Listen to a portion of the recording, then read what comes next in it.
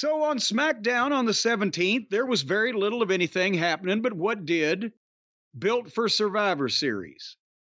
And unfortunately now, Brian, thankfully I've sworn off watching pro wrestling after AEW has driven me off the edge of a cliff because they're going to, at the Survivor Series War Games, and we mentioned, boy, they finally got 4 or 5 strong baby faces that can face 4 or 5 strong heels. They got a real kind of War Games thing.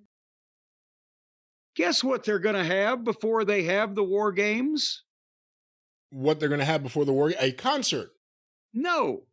They're going to have women's War Games. Well, yeah, of course. You knew that was coming, didn't you? I was hoping not. We have this conversation every year. I feel like every year for like 5 years straight, you and I have had this conversation. I'm sorry, but I've been in the wrestling business in and around it for 50 years, and I just naturally assume that when you announce one fucking main event blow-off match, that you're not going to have another one 45 minutes before you have that one on the same show. God damn it. That's what Dusty should have done. Misty Blue and whoever she would team with versus Linda Dallas and whoever else was in that little porno crew. And Cat LaRue. Cat LaRue. Cat LaRue. That's right. But nevertheless, that's what we're... And again, even if it was a guy's War Games, you don't have dinner before you have dinner, right? You don't take a shower before you take a shower.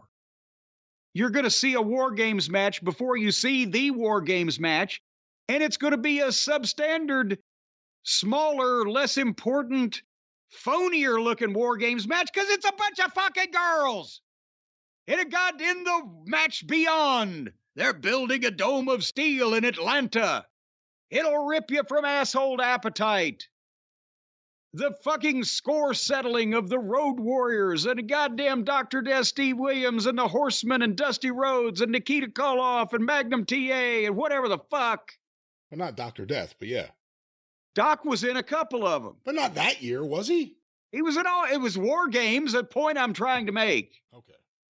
These giant behemoths, these fucking badass son of a bitches that were trepidatious at, if nothing else, to get into the most dangerous match ever created.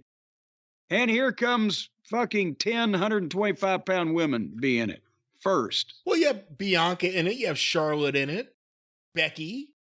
I love Charlotte to death.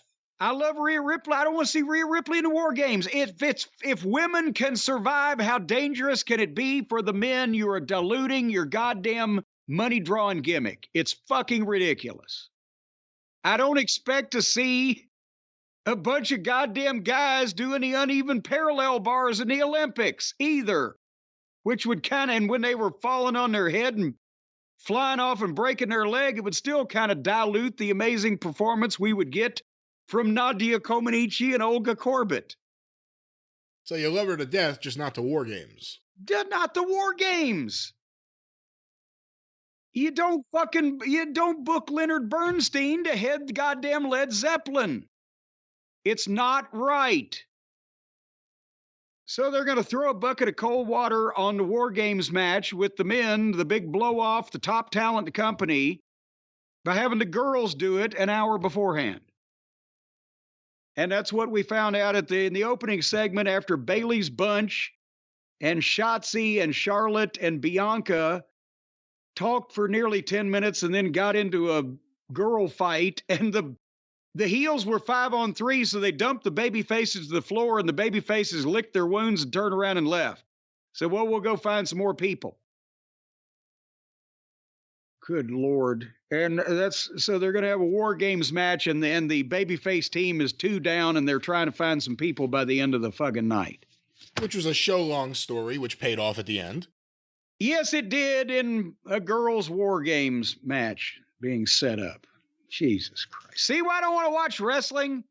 Well, I saw the other reason. I mean, it can't be drinking blood and women's War Games. They're 2 different things. Well, maybe if the women would drink the blood of the War Games and the men would... What? I don't know. So then the first match on the show, and by the way, this is what won the night on Fox Network Television, by the way. The Brawling Brutes against the Street Profits against Purely Deadly in a 3-team triple threat, whatever I invoked the Purely Dreary Deadly rule and did not watch this, but that was, yeah. And then they had another fake girl fight in the back because Bailey's bunch was going to beat up all the other women to take away the potential teammates. And so apparently the officials were in the back were telling Bailey's girls, okay, don't beat up so and so anymore, but I guess it's okay if you beat up somebody else. How can you just be all right? Did you see this program? I saw things on this program, but I fast forwarded through, for instance, that 3-way tag match.